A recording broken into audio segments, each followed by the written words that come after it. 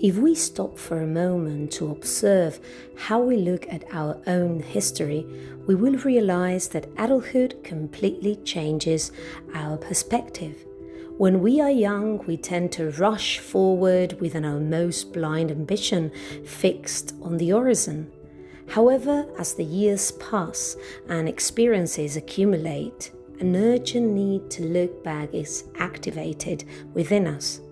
The danger of this exercise is that we often do it from the defendant stock, using it to blame or reproach ourselves for the mistakes we made.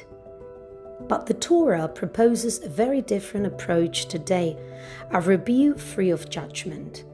By opening the parasha and meticulously detailing the 42 stages of Israel's journey through the desert, the text invites us to remember, not to judge ourselves, but to become fully aware of who has sustained us at each of those stations and to keep a record of deep gratitude. This spiritual truth connects intimately with our own history and the legacy of those who preceded us. I am reminded of what my grandfather wrote to me in his letters shortly before he died, words that carry a deeper meaning today. He told me that with very little the Eternal helped us build our families and our homes, that with very little our ancestors overcome life's blows and with their heads held high always kept moving forward. By weaving the sacred text with our own life experiences, we understand that this is exactly what our history is when we look back. It is not a recount of shortcomings or missteps, but a living testimony of how the Eternal has guarded us to this day, faithfully guiding us through each of our own stations. This rhythmic repetition of "they departed from" and "camped at" hides a cosmic code that links the universe with our personal biography.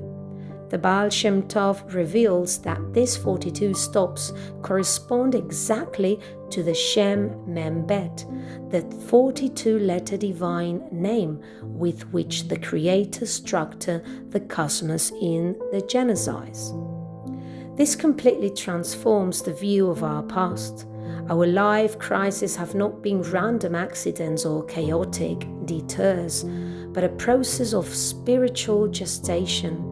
Each encampment represented a necessary pause to integrate a lesson, and each departure was the divine impulse to break through boundaries.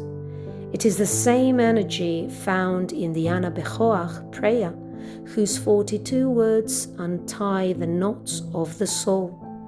In your darkest stations, a period of grief, a bankruptcy, or an identity crisis, God revealed Himself to you as "I will be who I will be," a name that, in its duplicated manifestation of redemption, adds up to exactly 42, 21 plus 21, proving that His faithfulness is not shown by keeping you static, but by accompanying you in your capacity to transform and survive. As we move along this thread of memory, reviewing our stations inevitably confronts us with the vows and oaths, nedarim, made in moments of high intensity, desperate promises in nights of anguish, or solemn commitments born from the joy of a blessing. The Kli Yakar connects this to the name of the parasha, Matot, which means stuffs, explaining that we resort to vows as a rigid stuff to force the soul to straighten up when we lean too far toward the material. However, the Sfat Emet warns that forgetting these promises creates a yachel, a void that profanes language and breaks our celestial connection.